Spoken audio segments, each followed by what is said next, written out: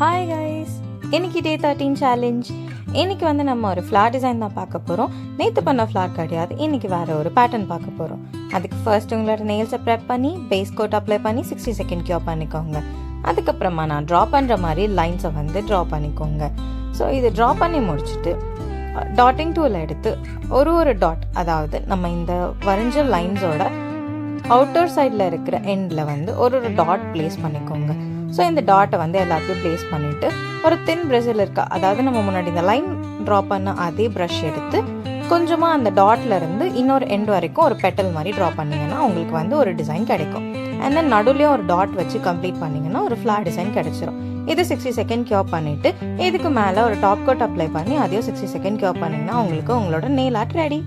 Thanks for வாட்சிங் my videos guys. Please stay tuned for more such videos and follow, like, comment and share my page guys. Bye.